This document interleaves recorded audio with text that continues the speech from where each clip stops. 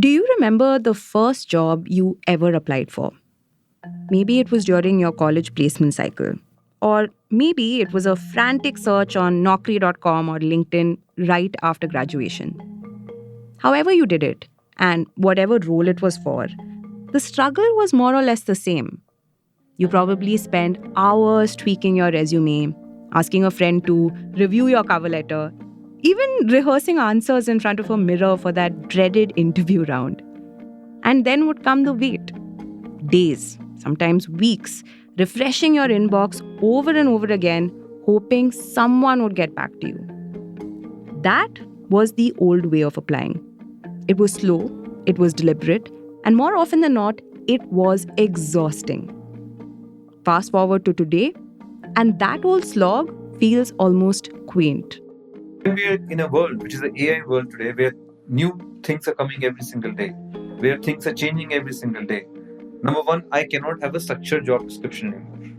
So that whole paradigm is kind of broken. It's so easy to replicate stuff, create that ideal resume, basically, which is completely fitted to the requirement, let's say, of the job description and stuff like that.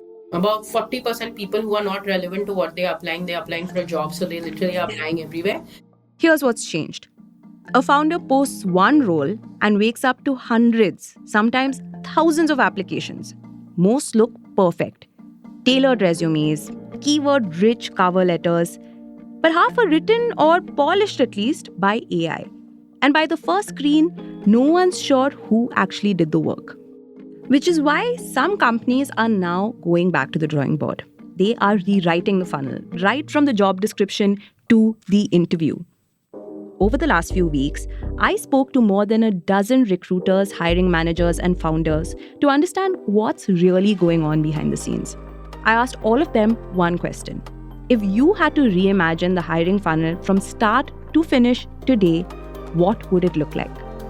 I'm Rahel Philippos, and this is 90,000 Hours, the Ken's podcast on the future of careers and workplaces.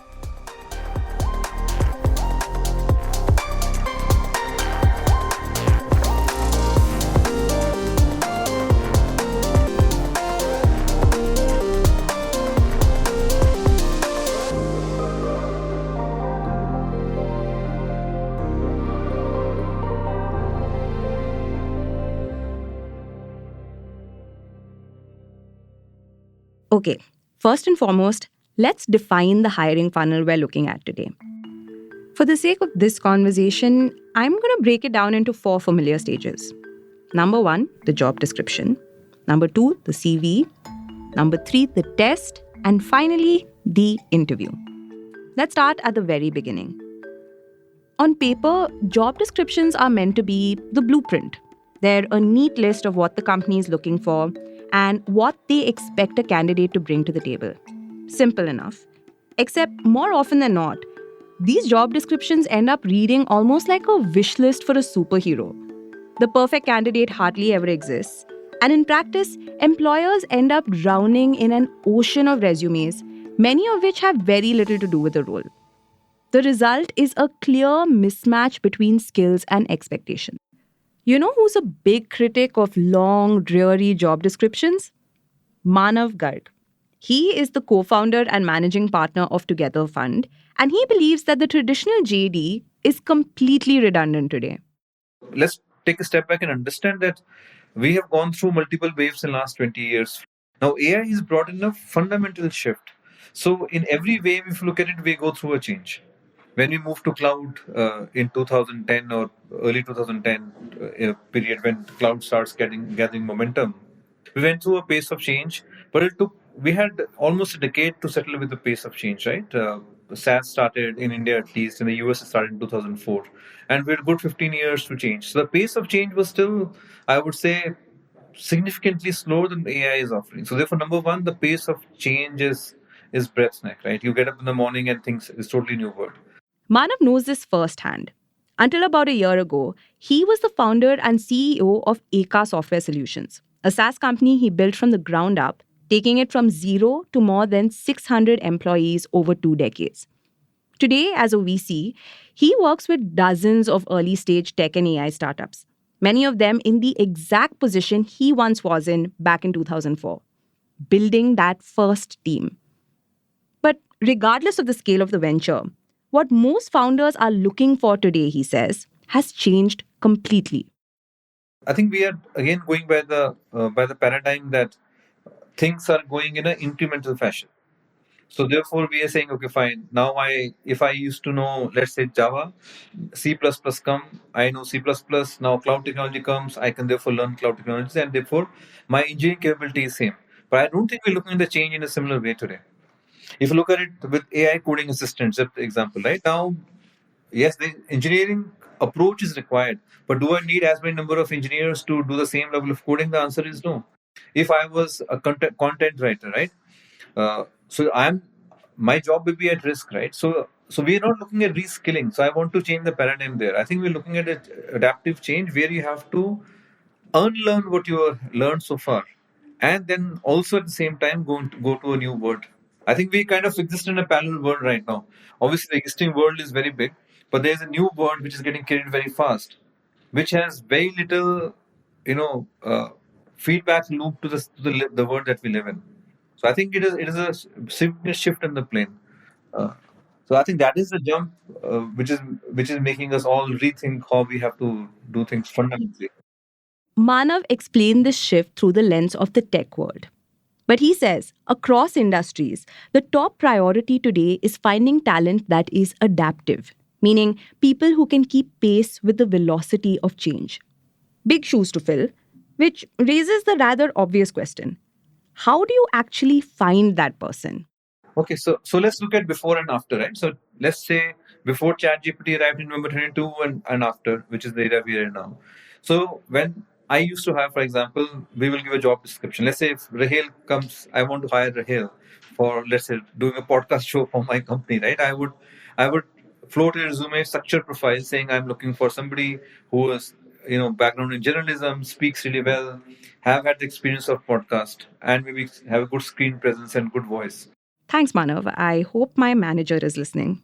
The candidate will come in expecting a structured role, apply for it, and then there are certain skills I can test you on, and therefore I would hire. Now, when we are in a world which is the AI world today, where new things are coming every single day, where things are changing every single day. Number one, I cannot have a structured job description anymore. So that whole paradigm is kind of broken. Now, what changes? All I have is a problem statement at my hand. The problem statement, for example, for me is I want to create a podcast for let's say Eka software, right? Or for Together Fund. Now, that problem statement is not more simply governed by a structured process of finding somebody who can run the process. Then there'll be content writer, then there'll be a production team who will do the production. I have tools like Notebook LLM, which can do the automated podcast. I have video creation softwares which I can use. I have voice softwares which are like 11 Labs, which I have HeyGen, which can do some things for me based on the content I have. And I have a traditional means of still doing the podcast, right? So therefore, I need somebody who can now think out of the box or think in line with what tools are available to me and what will make the best use of my time and give equal amount of effectiveness in the market. So therefore, the hiring for this role in this example has shifted from a structured job description to somebody who can help me solve the problem. Okay, that took a bit of a turn in the middle when he brought up my nemesis Notebook LM, but the larger point here is clear. The JD isn't about ticking boxes anymore. It's about framing the problem. It's what people in the recruitment space would call skills first hiring. And it is paramount for anyone looking to hire or be hired today. But word to the wise, in this job market, you don't always have to wait around for the perfect JD. Smart applicants often identify problem statements themselves.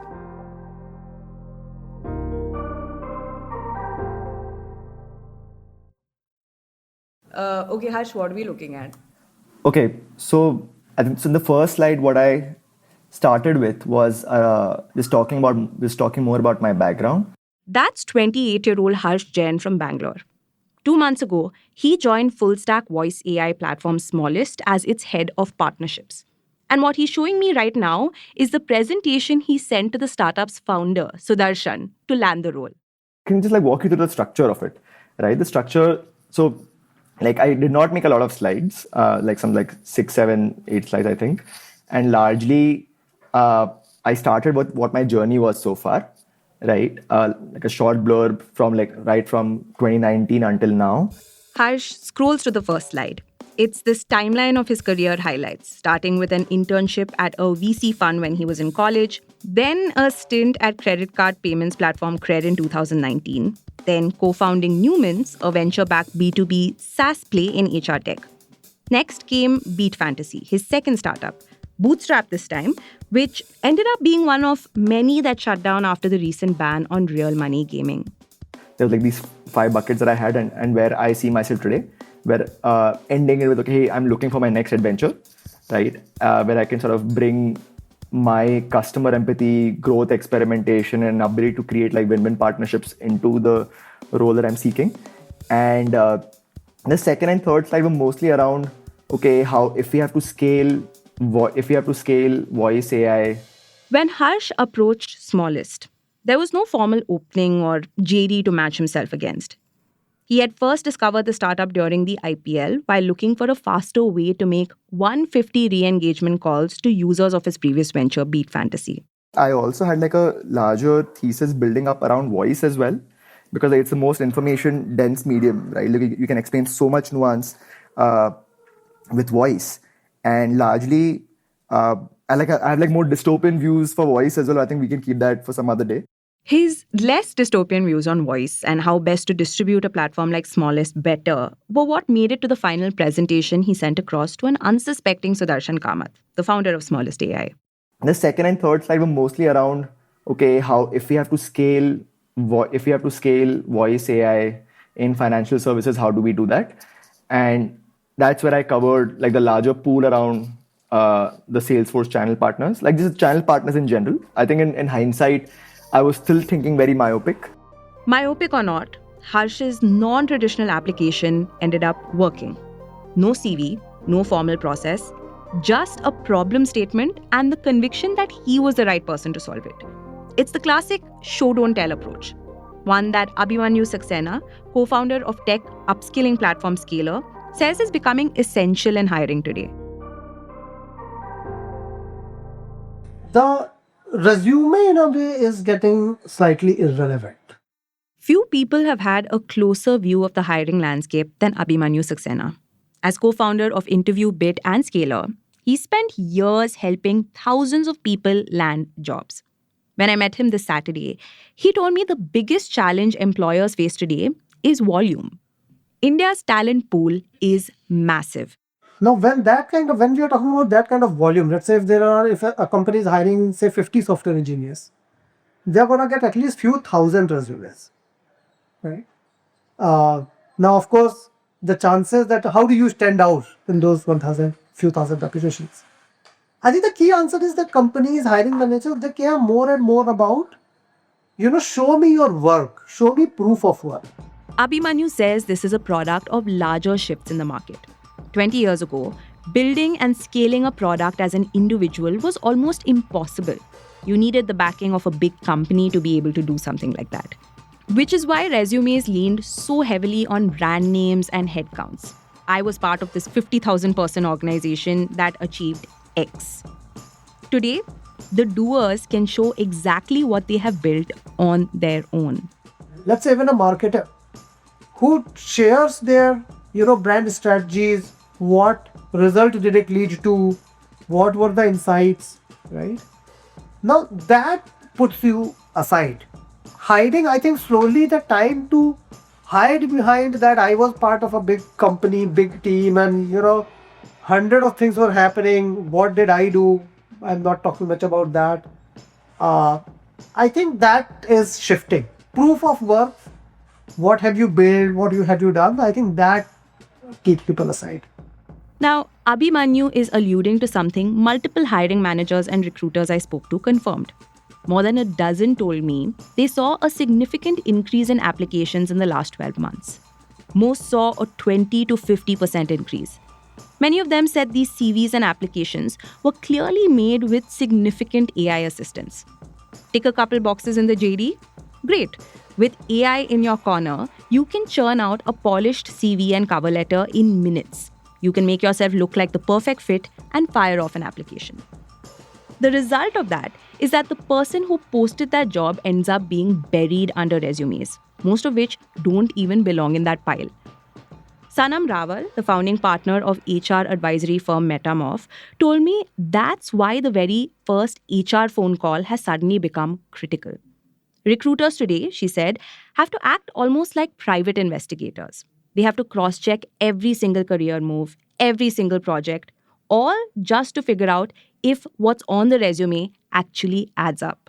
If a resume says that I'm a chief business officer and I've done this much of a revenue, you take them through and ask them questions on how have you been able to do it. You'll be able to understand on that call itself that whether this person really has done it or whether you have a team that has been doing it for the person and XYZ. So, and then you also know the industry knowledge, like you know that the company does not have the funds. So it's not possible that the company is putting that much money into the sales cycle, which connects all the dots. So it becomes a lot more easier. Plus verification is like massive. Like we're so well connected in the industry that I can literally call a founder and say, hey, tell me about this guy. How good is he? What has he done? Sanam has seen this play out from both sides of the table. She started her recruitment journey about a decade ago at Bloom Ventures, right in the middle of India's startup boom. Over the years, she's helped companies like Unacademy, Healthify, and Cashify build out their teams from scratch. For us, it's about the database that has been built over the 10 years. We have been mapping the best talent over the years on where they're going. So what we do is we pick up on the passion of what the person is interested in, convert that person from a passive candidate to an active candidate early on in their time so that they don't become an active job seeker and start applying everywhere, and focus on what they are passionate about. Today, the flood of AI resumes is forcing HR teams to double down on networks, databases, and verification. They're having to play the recruiter less and the investigator more. But as Abhimanyu told me, this discovery phase, this question of how you actually find the right candidate, is also the stage where we are already seeing some of the biggest shifts in the funnel. Today we do have tools where I can just write a very detailed job description that what describes my ideal candidate, right? And give an LLM that go through this all set of resumes. This is what the ideal kind of persona that I have described in the document, and get me 10 resumes which match the best. Not only that, right after that I can also instruct an LLM that now write a personalized message to each of these individuals, right, and send those messages to them on my behalf. Now this is not a copy paste message. For example, Rahel is getting message that, hi Rahel, I see the work that you have done at Ken and your previous job. I am very impressed by what we do. At Scalar, we are planning to do something similar. Would you like to explore a role with us, right? So that is my pipeline builder, right? That now potentially my high quality candidate pipeline building can be automated. That there is a recruiter of mine, super sharp, very articulate, who can map my job to the person's capabilities and automatically reaching out to them 24/7, right? And then the best candidate who respond, then they put them in the funnel. That's step number one. That's just discovery and the pipeline. Let's talk about the coding test. No other stage of the hiring funnel shows more clearly how assessments are being rewritten in the age of AI. Now, you might be wondering why we're talking about a coding test in an episode that isn't just about tech hiring. Well, the truth is, tech is where these tensions are showing up most acutely. For the uninitiated, a coding test is meant to do one simple thing: check if you actually know your stuff. Can you write clean code? Can you solve problems? Can you get the basics right? But in the age of AI, where a tool can spit out flawless code in seconds, that test doesn't always show what a candidate really knows anymore, which makes it a useful lens to explore how assessments themselves are being reimagined. Now, that is where people like Naman Moole come in. He runs Utkrusht, an AI startup that designs assessments by putting candidates in real-world scenarios. These are simulations that mirror the job because, as he says, if you can't do the work in practice, what's the point of passing a test? Actually, let me ask you, which professions do you think have good assessments? Like high fidelity assessments? Can you just think of some.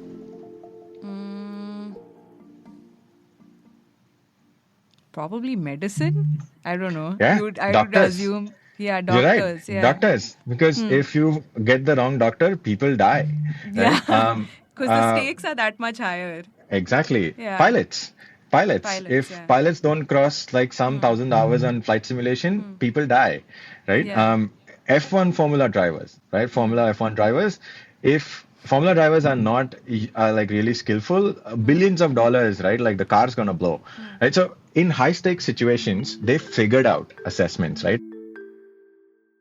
Now, Naman says a good test is one that doesn't just check how proficient you are in a particular skill, but also assesses how you used AI, and more importantly, how well you used AI to complete the task. Were your prompts clear? Did you use it to do the whole thing? Now, of course, not everyone sees it that way.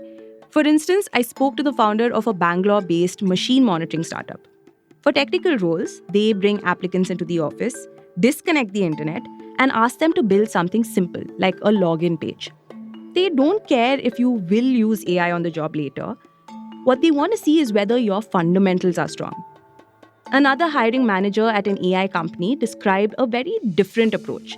They bring candidates together, sometimes from different roles, and ask them to work on a single project. There are no restrictions. Use AI if you want, don't use it if you don't want to. The idea isn't to test textbook knowledge, but to see how people collaborate, problem solve, and adapt in real time. They simply want to understand your process. If you are using AI, how are you using it? So now there are clearly two camps that are emerging with two very distinct philosophies. One that insists on stripping AI away, and one that says that the real test is how you work with it. Now, some companies are trying to split the difference. For instance, Anthropic has chosen transparency. They spell out exactly where candidates can use AI in the hiring process and where they cannot. They're fine with you leaning on Claude or any other tool to polish up your application or even help with a take-home test. But interviews? Well, those are a strict no AI zone. And funnily enough, some of the world's biggest companies are taking a similar approach by going backwards, doing things the old-fashioned way. Google and McKinsey, for one, have revived old-school in-person interviews after realizing too many candidates were leaning on AI for technical problem-solving. Amazon, meanwhile, has flat out warned applicants they will be disqualified if they're found using AI in the interviews. Most of the founders and hiring managers I spoke to agreed on one thing. Interviews are best done in person today. But when it comes to AI, the consensus broke down. Some saw it as a crutch, others as a tool worth testing. Abhimanyu Saxena falls into the latter camp. At Scalar, he insists on at least one in-person interview, sometimes even flying candidates down to Bangalore. But he's also upfront about letting them use AI tools. What we have done is that in our interview process, we have tried to incorporate this, that, for example, in the tech interviews, we try to communicate this upfront.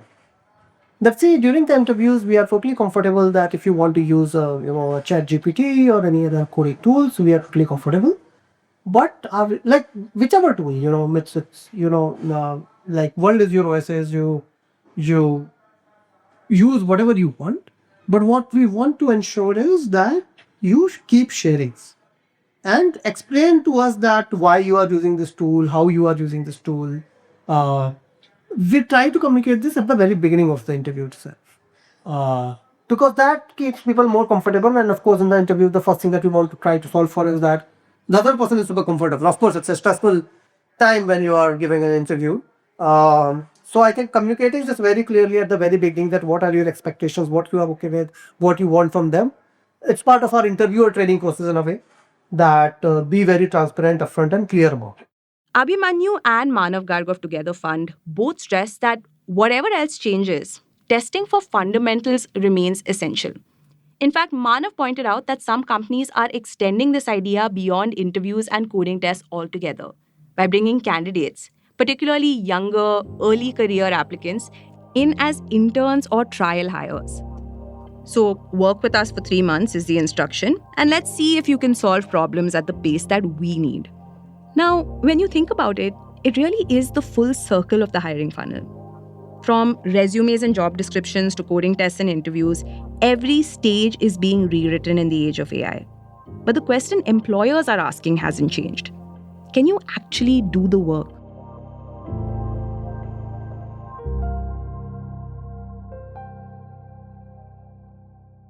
Thank you for listening to 90,000 Hours, a podcast about the future of careers and workplaces from the newsroom of the Ken. This episode was edited and mixed by my wonderful colleague Rajiv CN. It was hosted and produced by me, Rahil Philippos. See you next time.